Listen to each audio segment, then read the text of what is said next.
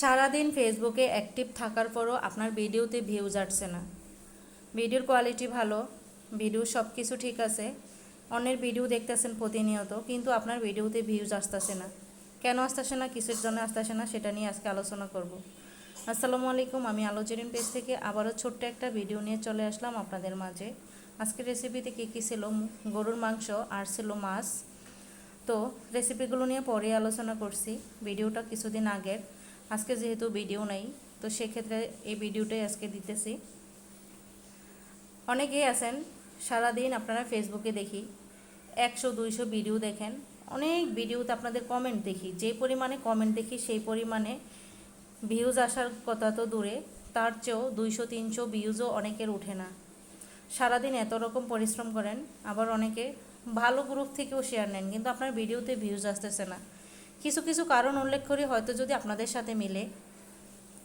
প্রথমত, আপনার ভিডিওর ক্যাটাগরি আপনার ঠিক করতে হবে। আপনি কোন টপিক নিয়ে ভিডিও বানাতে চান, আপনি যে টপিক নিয়ে ভিডিও বানাতে চান সেই টপিকটাই আপনাকে সব সময় রাখতে হবে। আপনি যেমনই ভিডিও দেন, কিন্তু আপনার টপিকটা ঠিক থাকতে হবে।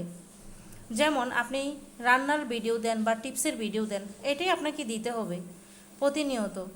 এখন আপনি রান্নার ভিডিওটা 1 মাস 2 মাস দেওয়ার পরে কিন্তু আপনার ভালো একটা ভিউজ আসতেছে, সবাই আপনার রান্নার ভিডিওটা দেখতেছে, আপনার রান্না থেকে কিছু শিখতেছে।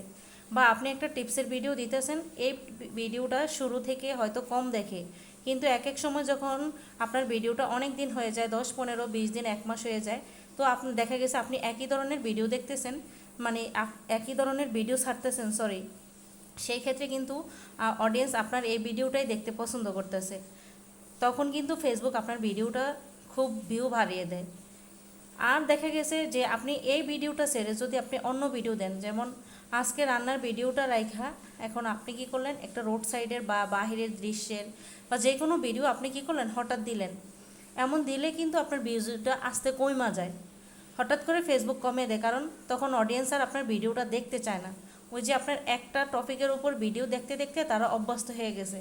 তো অনেক সময় দেখা গেছে অনেক অডিয়েন্স সেটাকে কি করে, মানে না দেখেই ভিডিওটা স্ক্রল করে দেয়। আশা করি বুঝতে পারছেন। সেক্ষেত্রে কিন্তু ভিডিওর ভিউজগুলো একদমই কম হয়। তো মন খারাপের কিছু নাই।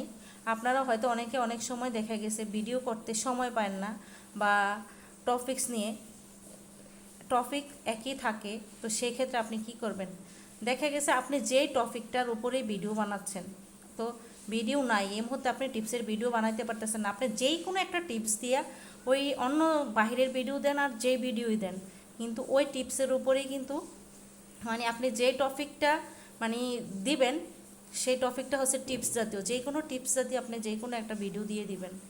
আশা করি বুঝতে পারছি। তখন দেখা গেছে আপনার কিন্তু ওই টপিকের উপরেই থাকলো। যেমন আপনি যে কোনো শিক্ষণীয় বিষয় দিয়েছেন, এখন ভিডিও একরকম হয়েছে, এখন আরেক রকম ভিডিও, কিন্তু আপনার ওই শিক্ষণীয় টপিকটাই বা ক্যাপশনটাই আপনি ভিডিওতে ব্যবহার করবেন, তাহলে কিন্তু আপনার ভিউজটা ঠিক থাকবে। তো আশা করি আপনারা বুঝতে পারছেন। আর যদি হয়তো আমি ভুল বলছি না সঠিক বলছি, সেটাও জানাবেন। আমার মনে হয় এভাবে যদি আপনারা ভিডিও ছাড়েন, ইনশাল্লাহ খুব তাড়াতাড়ি আপনারা সফলতা অর্জন করতে পারবেন। তো আজকে এই পর্যন্তই। আল্লাহ হাফেজ, আসসালামু আলাইকুম।